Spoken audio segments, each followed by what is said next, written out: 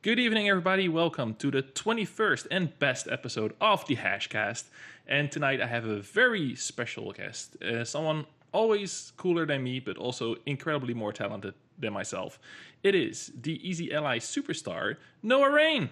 Hi. How are you, Noah? Me. I'm good. Good. Well, thank you so much for joining me tonight. I know it's a special last night and more adventures to come next week. So I appreciate the time that you have Yeah. put aside for me. So for my two viewers, and one might not know who you are and what do you do?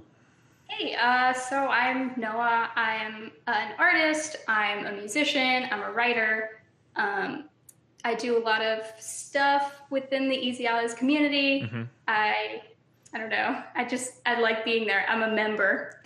You are a member, and that's why I wanted to talk to you specifically, and we're gonna get into the whole community thing later on. But I kind of wanted to highlight you because you're such an amazing person. Oh. You're not just a super creative, but when I look at internet communities, they are not always shown in a great light, and I think if you have someone who is an example of what a community can be, you should give them the spotlight every now and then as well. And you're just such a lovely person that I had to talk to you for an hour. So how about that? That's a good intro. Well, I'm not going to complain about that. No, you should not. So I want to talk about your music first because Sure. people don't know this, but you made a very special thing for me a while ago. For me and my wife, we had our 6-year anniversary, and you developed a song just for us. But I commissioned that because you're so good at what you do. When did this start? Like, when did you get into music? Because I have a very specific question for you after. That's a really interesting question. I've been doing like musical theater, like community musical theater since I was like 7, maybe, and like stuff at school, like theater at school. And I started taking singing lessons when I was like 8, Mm-hmm. and I've done a couple of like singing exams, and I've worked with a few different singing teachers. And then I kind of stopped doing the lessons when I was 16, Mm-hmm. like a couple of years ago, to just sort of start working on my own on developing that. Well, it's what amazes me so much is that you are 18 years old right now, Mm-hmm. and you have a song which is a duet with your 12-year-old self. Is that an actual duet, or is that? I mean, I found like a really old recording, like one of the oldest recordings I have of myself singing, and then I was just like, it would be kind of fun to see what that sounds like. Yeah, but it was so good, and I was like, oh, you started this when you were like 12-year-old, probably, maybe even earlier. But you're already so good at it. Like when I was 17, I didn't have any of my talents developed, and you have like this whole set of talents already. How do you spend your time? Like, it's almost impossible to get this good at so many things at the same time. Well, I basically had to like not have a social life. That's not true. I mean, that kind of happened incidentally when I kind of became an internet hobo or whatever. But I just like a lot of work. Like, it's good because it's rewarding stuff. Like I don't find it hard work for me to like go to the basement and sing or like learn a song or write a song for a few hours at a time. But if you do that a couple times a week, every week for 10 years, like you're going to develop in that. Yeah. And especially if you're taught by, people who are really good at what they do. Yeah. So yeah, what amazes me, and I've never really got to talk to someone who's good at this, so I'm gonna ask you all these newbie questions if you don't mind. But for the song you did for me, I basically sent you one email with a bunch of information in it. That email was really cute. Oh, yeah. All right. Well, I won't like spill the beans on that one. But it was basically my wedding vows and a couple of stories, and then you managed to draw imagery from that, and without knowing me or my wife personally, like it was almost 100% right on. Like, how do you develop a skill like that? Like, how Noah? How? Just how? writing is also a thing that you develop through doing it a lot. Like I started writing when, on my own from a very young age. Mm-hmm. And I've just been doing it ever since, I have notebooks full of like bad story ideas and like bad stuff when I was like 12. Yeah. But I've just been doing that for like ever. It just, not to be like it came naturally, but it does come more easily when you work at it for a really, really long time. Mm-hmm. But it's also like when you get inspiration like that, it becomes a lot easier when I write a lot of songs. I've also been writing songs since I was pretty young, like 12. Mm-hmm. Bad. I didn't understand. Yeah. I didn't understand chords. I just sang it a cappella. They're bad. They're horrible. But once you sort of start learning how to make feelings into words, mm-hmm. it kind of just happens.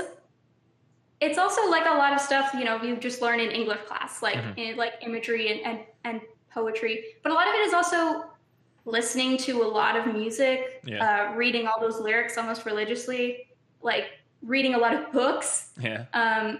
You just kind of learn to see patterns in the way people, like really talented people, sort of pull things together to make you feel something. Mm-hmm. And then you start to pull from that, a simile here, a metaphor there. You start to pick out your favorite ways that imagery happens. Like I like a lot of color imagery. So mm-hmm. I, looked up like all the colors at one point and started pulling them in to how I wrote. And a lot of it is, people say, all the best artists like copy, and I don't really believe that, but they take influence more readily, I think. Mm-hmm. And that's kind of how you become better at any sort of artistic thing. Mm-hmm. That makes sense? Yeah, it is practice, but still, you make it sound almost so casual, because this is just one of the things you do. You mentioned like, okay, you like writing, and you do art and you perform, but you do all of it. Like I know how to write. Like I comfortably call myself a decent writer, but I would not be able to write a song. Like that's a whole different skill. To me, that feels like a whole different skill set. Like how do you...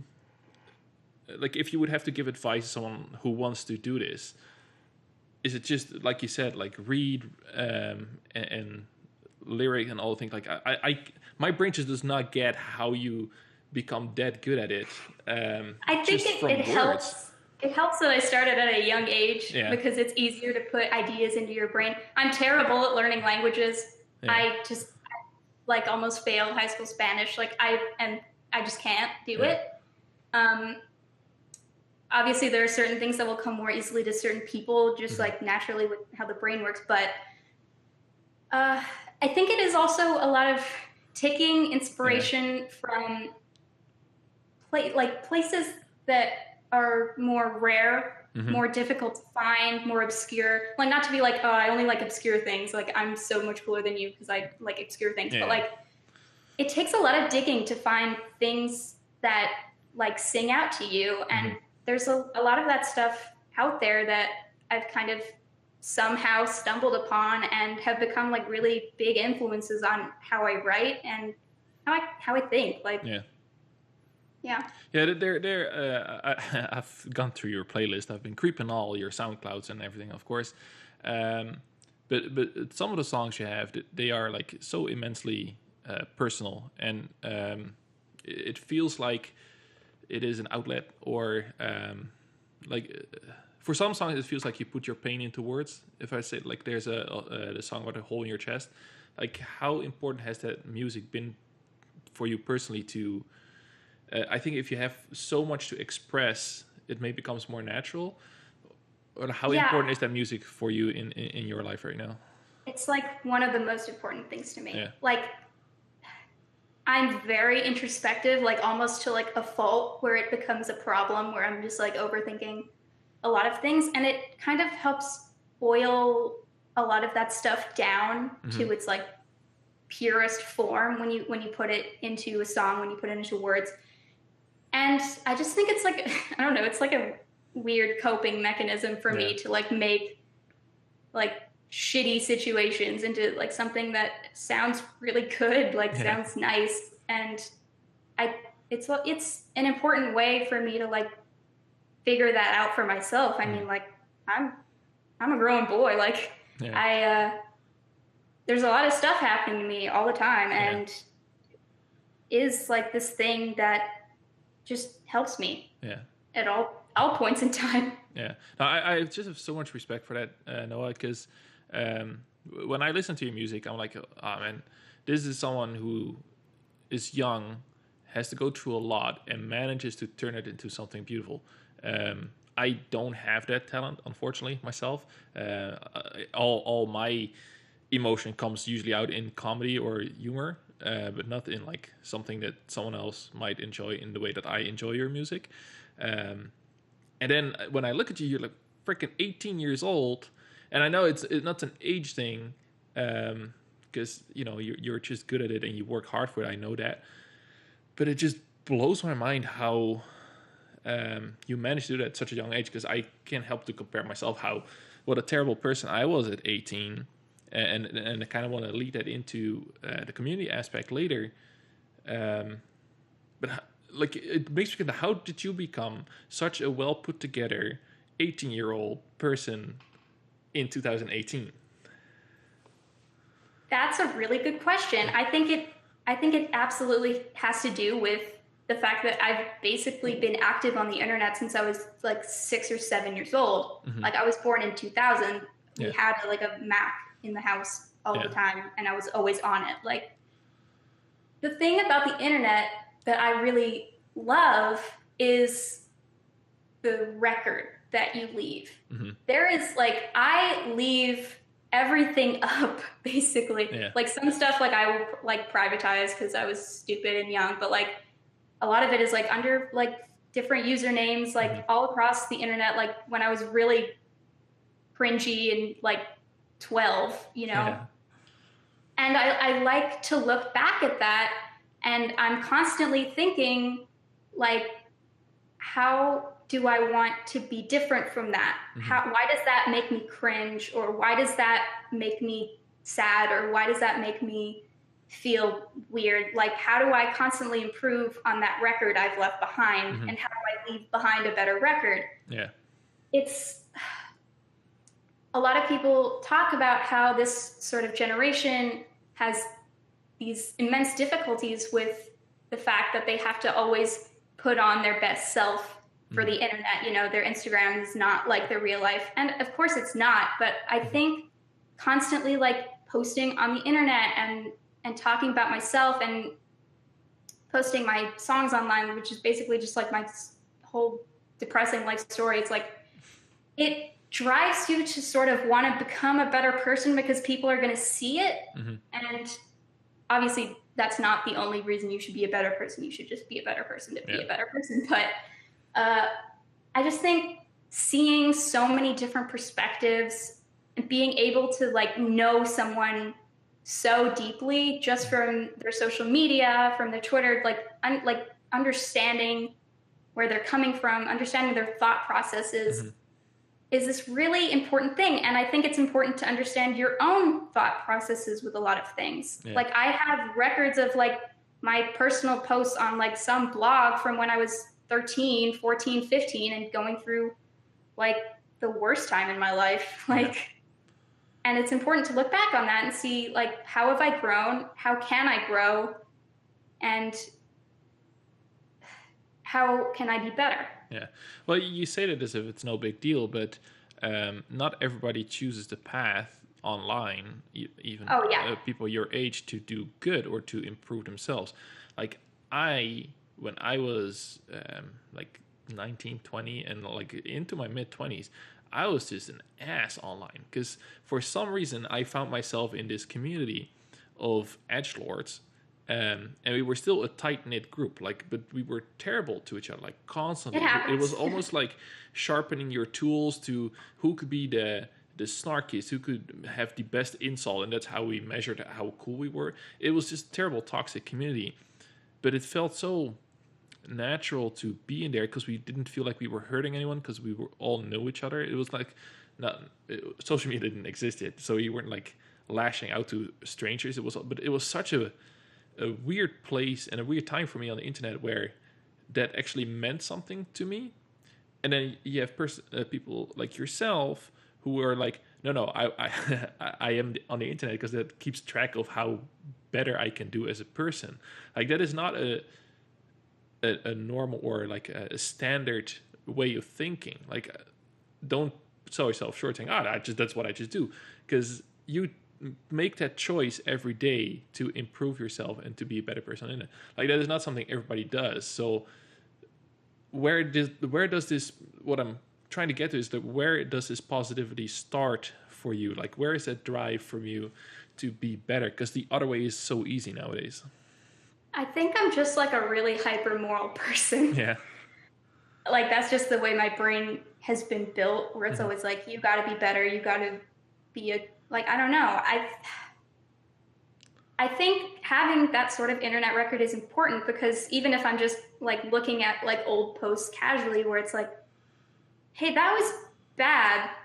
I was acting badly. Like I need to change that. Like even just looking at it from sort of a faraway standpoint and sort of analyzing it very methodically and seeing how that could lead to bad decisions in your life. Plus, I think this sort of,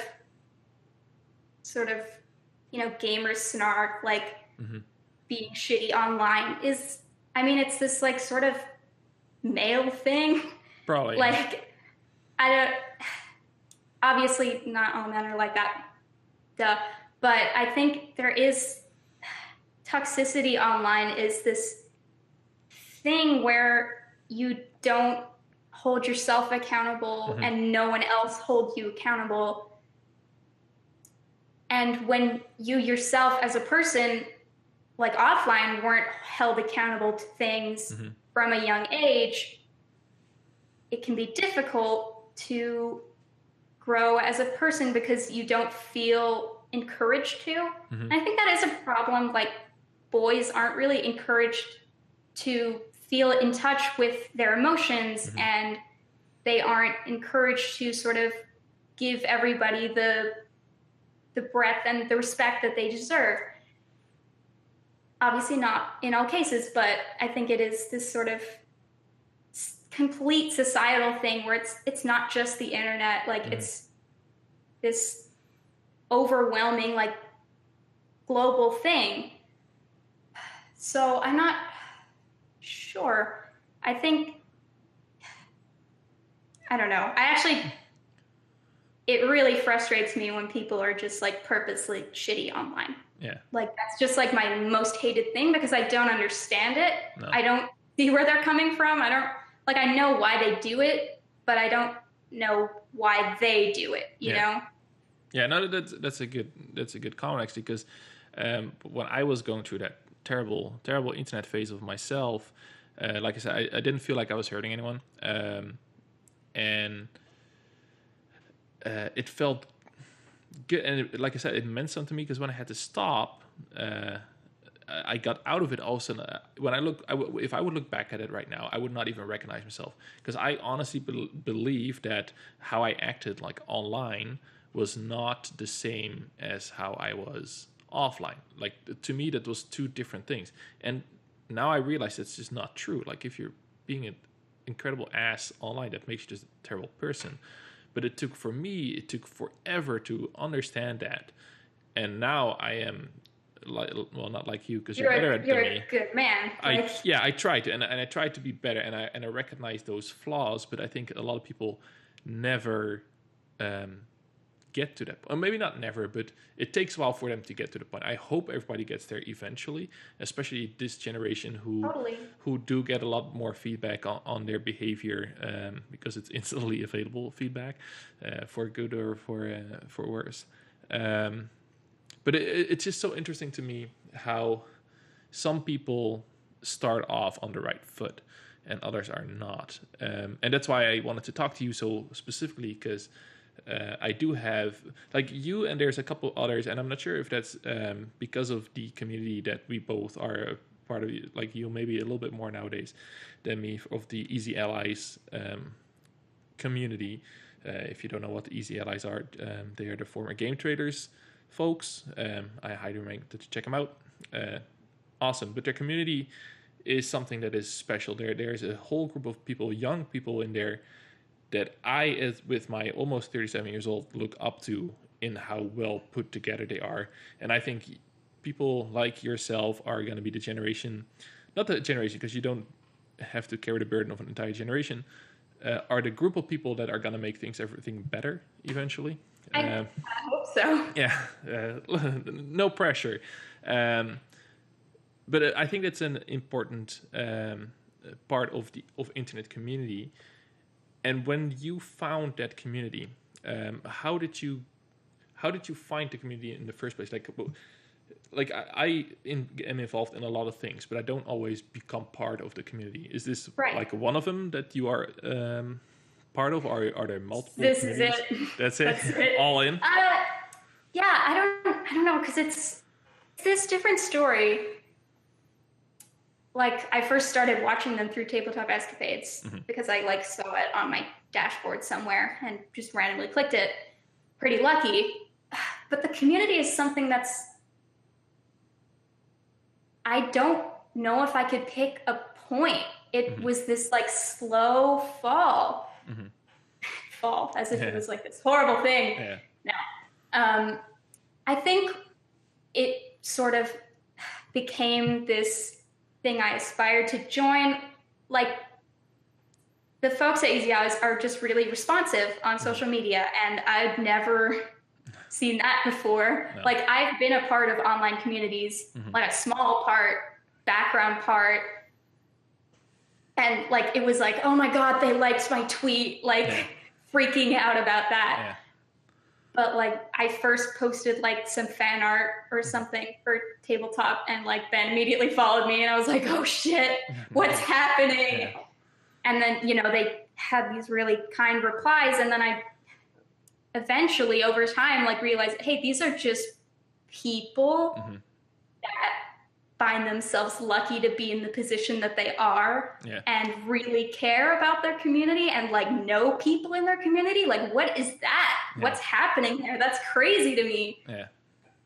I think, I started getting more involved when I started talking in their Twitch chat more, which was this crazy thing. I'd never been on Twitch. I was like, this is weird. I don't understand why people like streams. Yeah. And then I started watching streams. I think it was Bossman Lee Wozniak where Kyle Bossman played Tetris for 3 hours every Friday night. Yeah. And I have no idea why, but that chat was amazing. Yeah. The group of people that came every Friday night to just watch this dude play Tetris and devolve into very weird comedy bits. Yeah. Was this crazy, beautiful thing where he would, bounce off chat and we would bounce off him. And I was like, wow, these people are really funny. I'm really intimidated because all these people in chat are making jokes, and I'm I don't know what to say. This is super weird. And then I started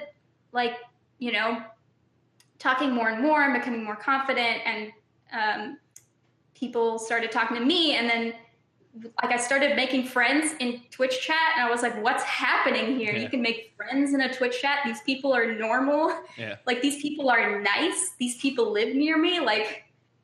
And then I think it just kind of snowballed. I made a lot of friends within sort of sub-communities of Easy Allies. All the weird people hang out and become friends, because obviously we do. So, I became fast friends with a lot of people in the community, but I had no idea how to interact with the larger community except through Twitch and posting art.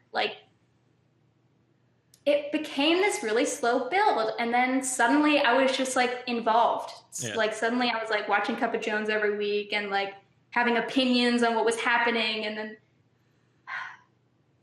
then it became this weird crucial part of my identity where it was yeah, I don't know like who I would be without this group of people to talk to, and this group of people to bounce ideas and show my art, and then it becomes this feedback loop. And like I think maybe like the moment where I was like, oh, this is a thing, was like people just talking about like posting art in places I wasn't, where it was like, oh, this is I guess it was Gaff at the time, where it was like, oh, someone reposted my stuff and I didn't know about it. They like, I'm not on that. No. That's weird. Yeah. And obviously, you know, Ian was talking to me about music a lot. So there was that where I was like, oh, I'm in, I guess. Yeah.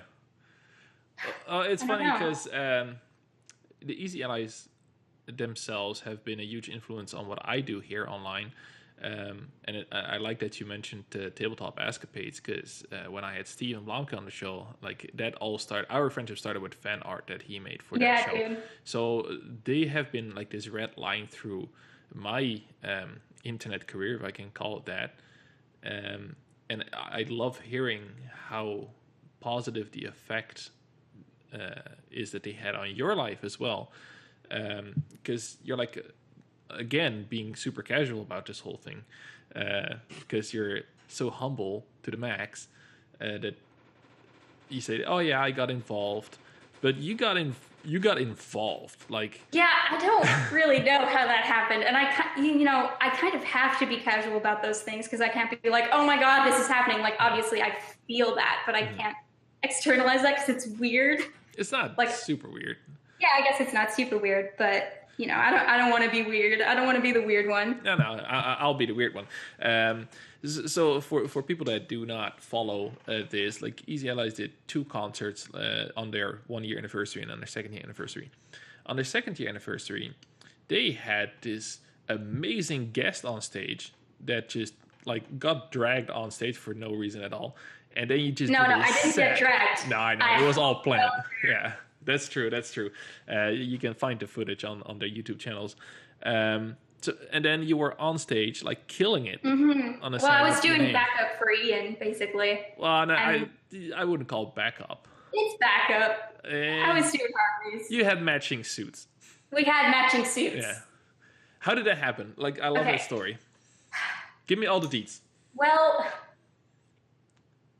we met at PAX West. That was the second time I went to like a meetup, basically. Mm-hmm. After the first year concert, I was like blown away, freaking out. Like, I was like to Ian after, I was like, that was amazing. And Ian was like, you're amazing. And we were like, oh my God, we're both amazing. Oh, amazing.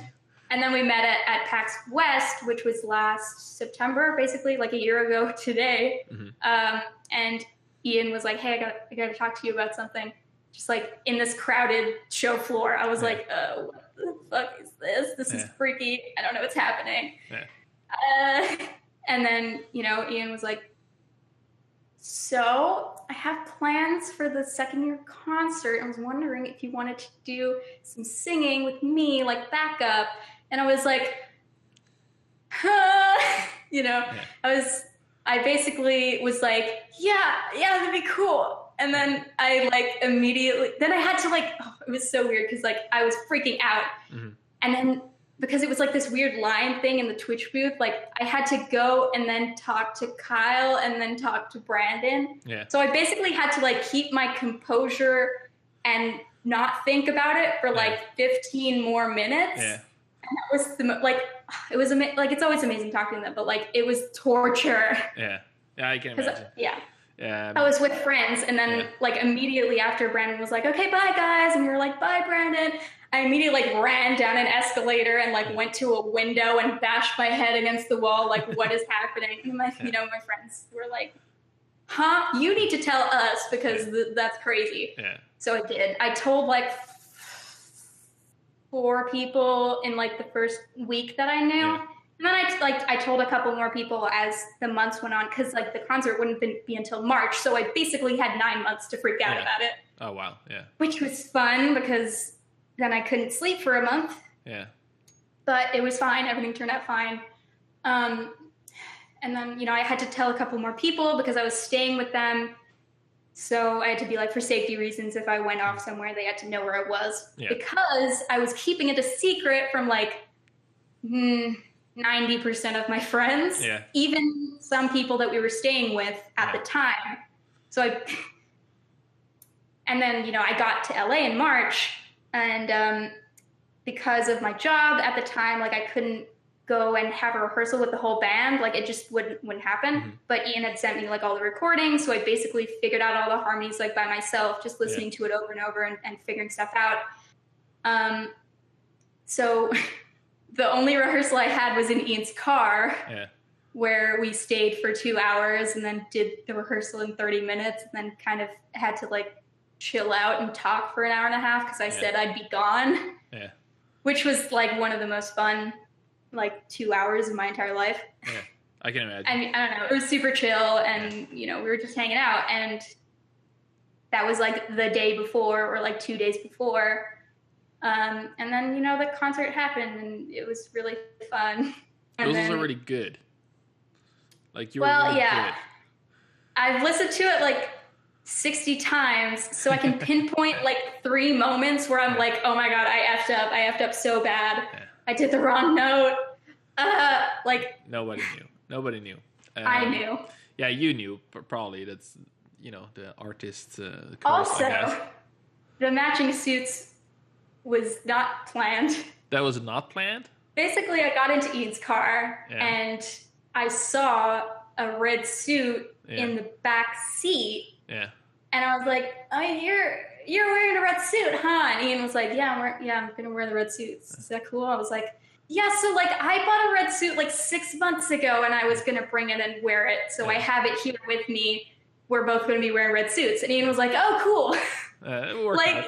It's 2 days before. Like, that's funny. But like, I want to drive home that. That's why I want to call you a community superstar, because they pick you to do something super cool.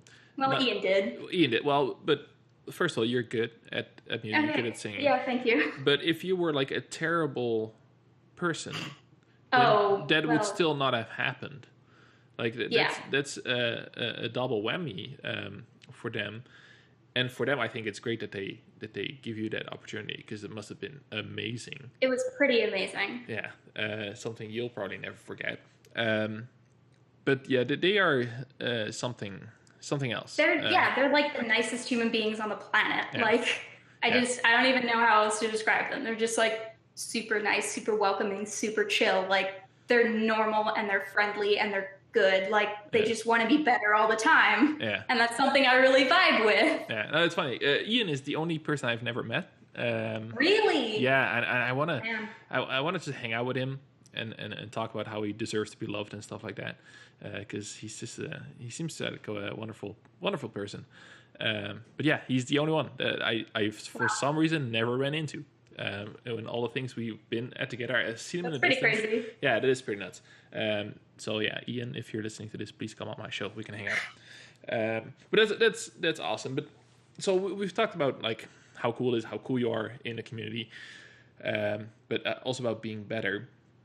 Sometimes communities go a little bad, and let's go. Let's get into this, because even in a fantastic community in general, as Easy Allies, I always say you don't know how good your community is until you put a little pressure, and that's often when the controversies happen. You've seen this a couple of times. We've talked about this before online. How does it affect you as a person, part of the community, when stuff goes bad? Like, it's something you deeply love. It means so much to you. Yeah. And then all of a sudden you see this black spot that is also part of the community. Like, how does that work for you? Because I'm not that deeply involved in it anymore, like on a personal level, because I'm too spread out. You're busy. Yeah. But it's still important to me, because I am trying to build my own community as well. And at some point, we'll get into this later, another chapter there.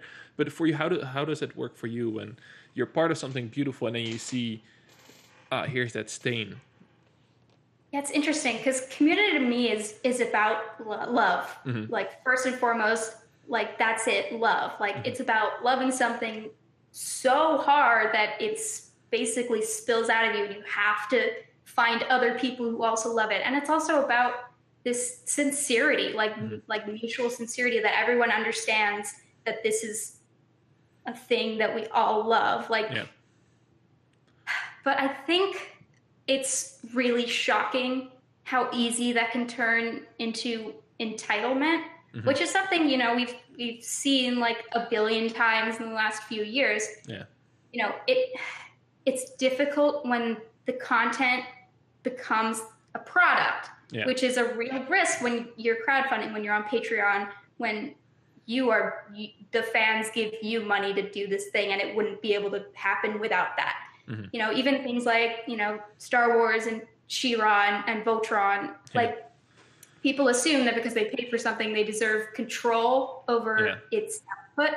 You know, obviously there's lots of room for criticism. I have criticism of stuff Easy Allies does, because that's a human nature. But only if it's constructive, only if it's respectful, if it's not intrusive, if it's not presumptuous.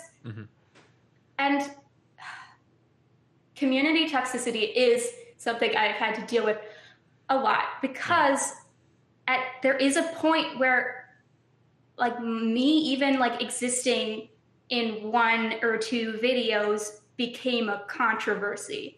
Like I am the controversy at some point, which can be really hard on a person. And obviously, you know, I think the problems lie when there's a point where managing a community is sort of out of the creator's hands. You know, they can install moderation on, you know, their own sites and on Twitch, on their own forums, but there's always other places where things can brew that can't be moderated, and then it falls onto fans and it falls onto community members to sort of self-moderate and govern itself. And, you know, people need this ideal to follow, you know, like a moral direction. Like love and respect is that for Easy Allies. But, like, you know, it just isn't enough. Like I feel that it isn't specific enough to some extent. You know, there was a point where I struggled with feeling this sense of like sole responsibility over the community, like, because, you know, I have a fair amount of followers, like, you know, people know me for better or for worse. Whereas like I have to keep up with every part of it. You know, I should always be working to make it better. But like I had to realize that it's not my job. It's not actually my job, and feeling that stressed out about it means I should probably take a break and not have Twitch open during E3. Like, dealing with community toxicity is really difficult, because there are different levels of what toxicity means. There's like, you know, criticisms of the content, and then there's hatred and bigotry or anything like that. You know, anything tangentially games related, there is this, you know, homogenized culture of like sexism, racism, homophobia, transphobia, ableism. There's a lot. And I was actually drawn to Easy Allies because they didn't use slurs in videos. That was it. That was the bar. Because I had inundated myself with this content that was just disrespectful to people like me and to, you know, people I cared about, where it was like, I need to not ever support this. This is disrespectful. It's causing harm to people. And then it was like, hey, you know, Easy Allies is cool. They don't use slurs. And I was like, I should probably watch them. It is kind of sad in a way that like it's literally the lowest bar. You know, it was, and then I was like expecting very kind of naively, like their motto is love and respect, and they're just these kind, nice, good people that just want to be better and make things better. You know, their community is going to be this perfect safe haven. And I, you know, had this, you know, time where I was like, everybody is perfect. You know, I love every part of this community is amazing. It's not. Like, there's always going to be bad actors. But, you know, and dealing with that is something that's difficult for everybody. There's no solution. There's no easy solution. which is something, I've had to grapple with, where it's like, I don't have an answer. No. It's just like, stop being bigoted. Yeah. Like, you can't really expect people to do that. It's really hard. I don't know. Yeah. I struggle with it every now and then as well. Because for me, I have this additional layer to it where I'm like, I understand why you don't want to put too much pressure on your community, and you kind of turn a blind eye sometimes, especially when you're a startup and you need like the numbers. And you don't have the resources. Yeah, exactly. But when I hear about people like yourself feeling the need almost to take a step back because you don't feel like you should be responsible for making it better, I think that's when you lose the good ones. Potentially lose the good ones, because you might be to the point involved that you love it so much that you might take a step back and still be like involved. Totally. But I think others might take that step back and have one foot out of the door, right? So that's happened to me with close friends where they're like, hey, I can't deal with the community anymore. Like I can't go on forums, I can't go on Patreon. Like, it stresses me out too much, to the point where like, I don't feel good here. Mm-hmm. And I think what we are in now is like an entertainment phase on the internet, where a lot of this is personality based. Like, it's not just a video you look at. It's not like a top 10 list or whatever, where you can take the content and just love the content. This is all people based. Like, all my favorite podcasts and content I look is because of the people that make it. So like you said earlier, that entitlement also is not just about the content that made. It's almost about the person. Exactly. And I think that is why we're struggling so much in communities nowadays, because they're still people, and they're gonna mess up every now and then. And this, even within, and I don't want to talk about just the easy allies. Exactly. It comes up. Like, a split in your fan base is easy nowadays. And that's why I think it's so important that you highlight the good. And I've been hammering on these guys for years now that they should wield their influence for good a little bit better. And now they did that whole fundraise for able gamers, which I was like, yes, finally, like that's what you can do with this. But like you said, you are not responsible for making a better community, but for some people it feels like home. Like, for you it is a safe space, and I think we should not lose track of that. And I was watching a video this morning of my friend Eric Bailey. He's on Twitter as well. He used to be a Nintendo legend. He's a very Christian man, and he wrote he read a passage this morning, like, and I can't repeat it because my memory's terrible, but it basically comes down to like, everything that is beautiful, that's good, that is worthy of admiration, think of those things instead of focusing on the bad things. It's kind of what it came to, and that's what I want to do, and that's what I see you doing constantly. And having people like you in a community is so important to keep things healthy, that I think I have trouble calling myself a content creator. We should uplift that a little bit. And you yourself now have a following as well. Following. Well, people know who you are. Like, you are. I think people would be maybe not dying, but like, they would love to be in your shoes, to be in this position that you are in.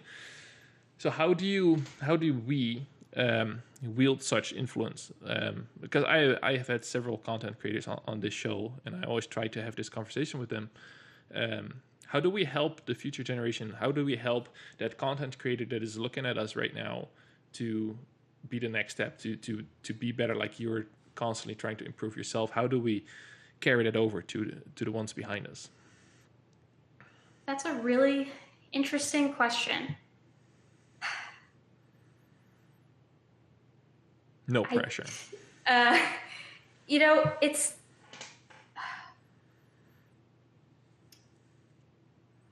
I find it really would be very hard for anyone to become a new content creator. Which is why I make a lot of like fan stuff. I involve myself in fan communities. Like that's what I enjoy. That's what I find, fulfilling. I just think, I do believe like the world is slowly trending for the better. That's something I have to believe or I'll go insane. Yeah. Where it's just like hoping that my generation will be less shit.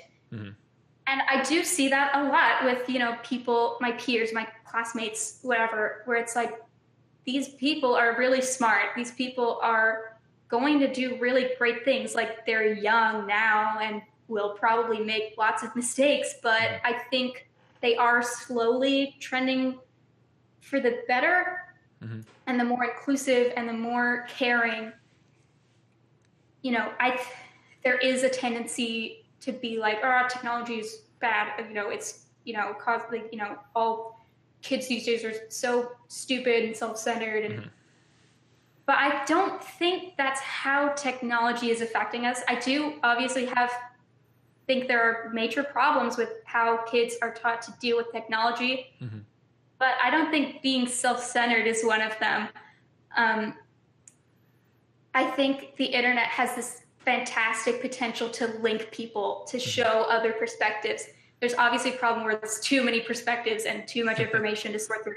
Yeah. But I just have to believe that we trend for the better. Yeah. And I think that there is a lot of tendency within communities for a lot of the emotional labor and a lot of the sort of hard work to fall on people who are marginalized, people who have to fight for justice in their communities because they need it to stay safe, that they've always needed that safety to stay alive.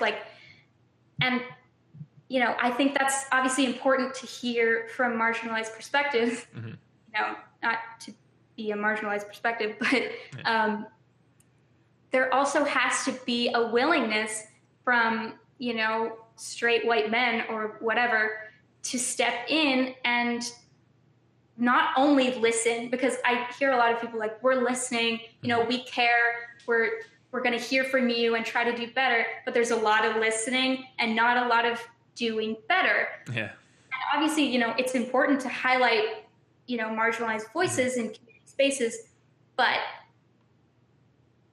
non-marginalized people have to call shit out themselves and be like, hey, that's not okay.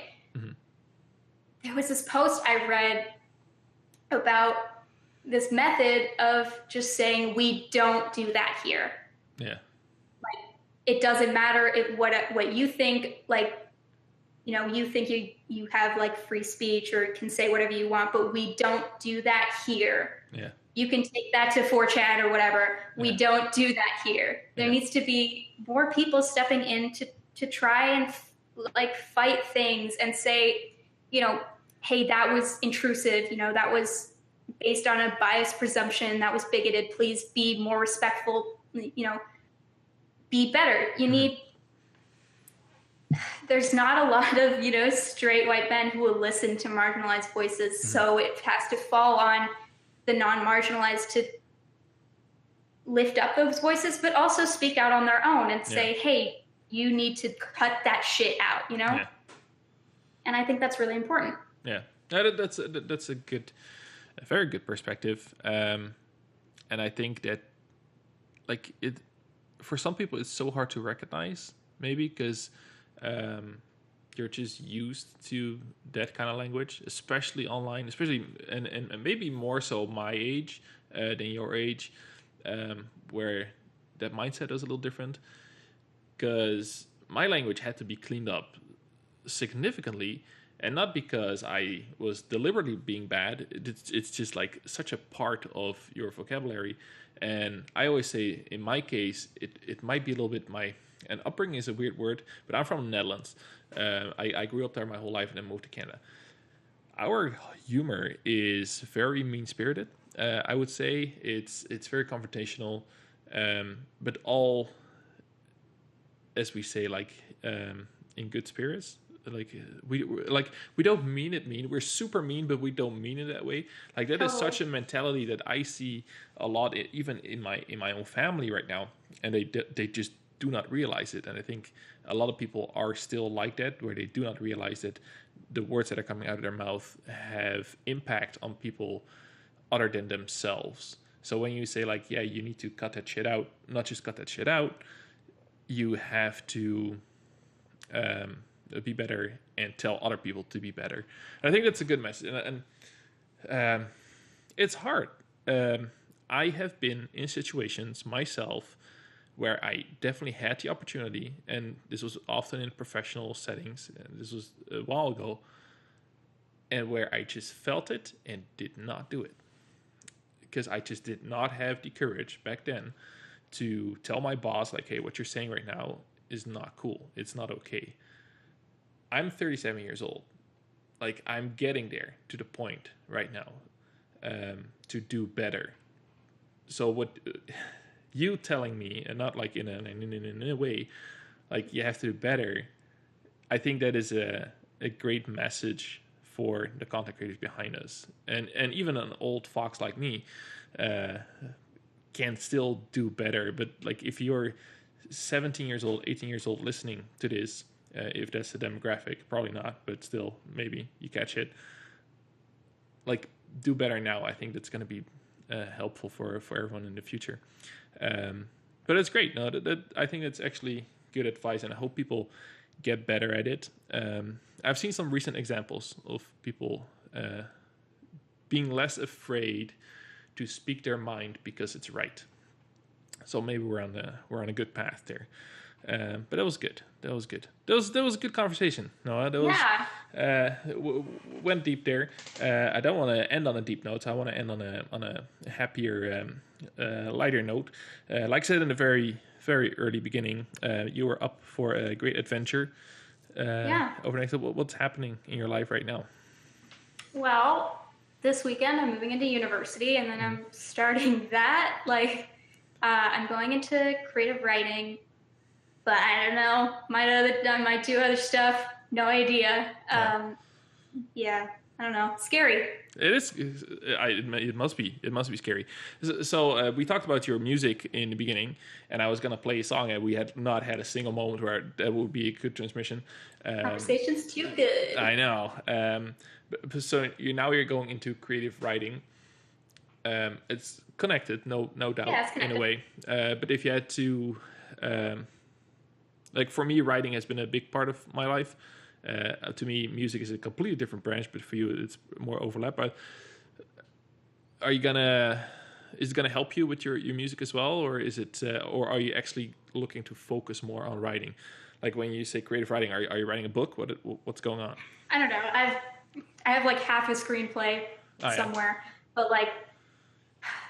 Yeah, I do want to focus more on writing rather than just music, because sometimes I feel like writing songs is like just, the easier version of writing like stories, which is kind of more what I want to go into, like movies or content. I just want to make content.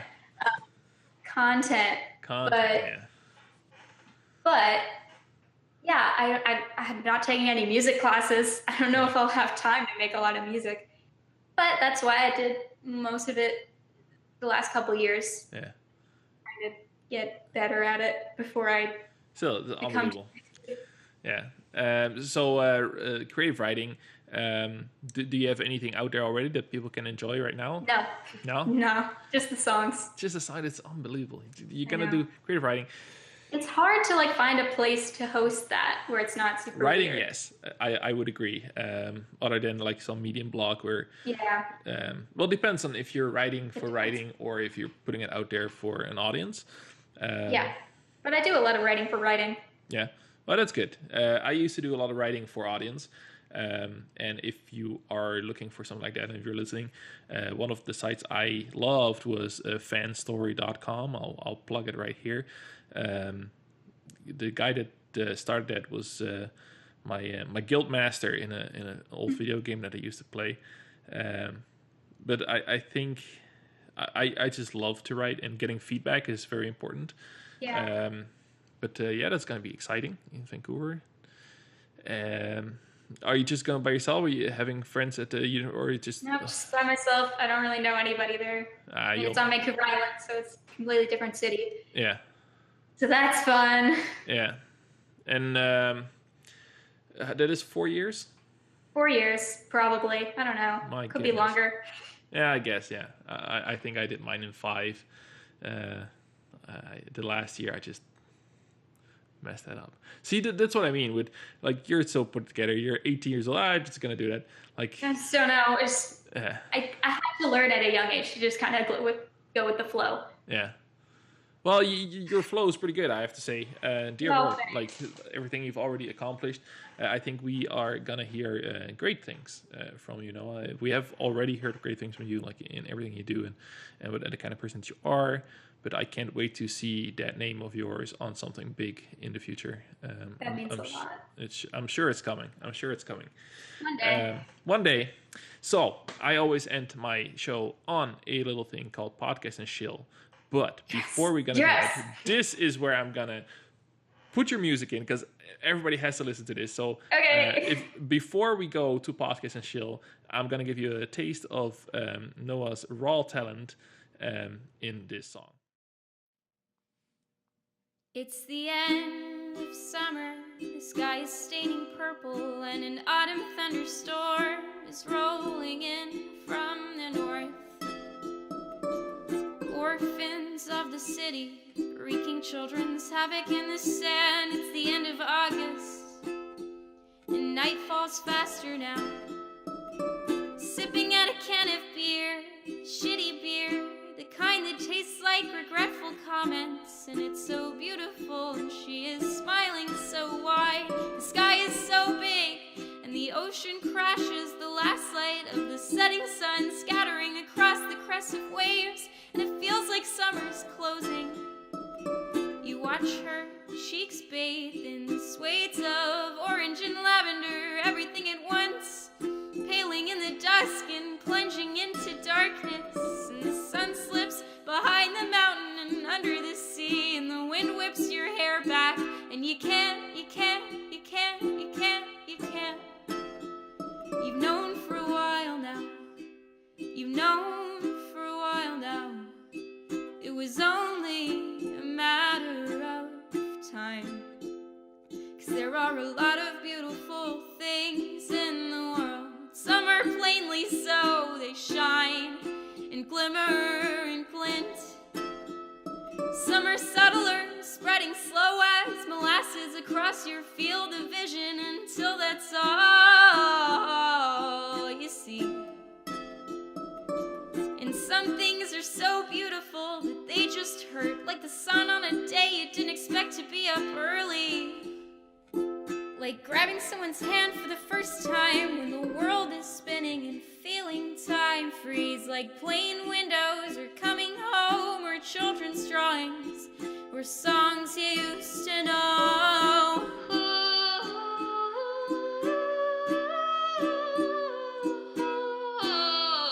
Songs you used to know. You could love her. You could love her. The wind dies. She's smiling. Girl-shaped things in this light, more memory than skin now. And she smiles, and she smiles. You've known for a while now. You've known for a while now. It was only a matter of time. And that was awesome. Like, if you're listening to this, for us it was 2 seconds ago, but you listened to a whole song. Yeah. But that's Noah right there. Again, you did something amazing for me. And if anyone wants to pay you money to write and do songs, are you still available? Don't do for it. that? Because I'm going to university and I can't record anything. I was just in time. Maybe. I don't know. I'll let people know, like, on Twitter if that's a thing that's going to happen. Yeah. But I have no idea. I'm sure your university has a place where you can actually do that. Oh, yeah, professionally. totally. Yeah. But not right now. Not right now. No, okay. Well, you never know when you might need like $400.